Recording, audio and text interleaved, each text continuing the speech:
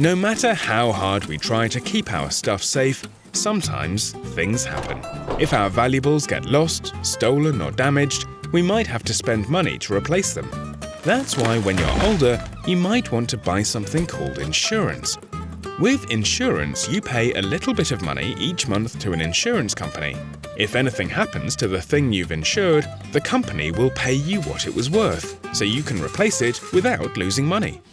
We can insure all kinds of things: our house, our car, our luggage when we go on holiday, and much more. If we have a pet, insurance can help look after them too.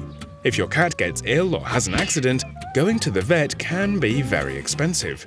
With pet insurance, we only have to pay a little bit of money to the vet, and the insurance pays the rest.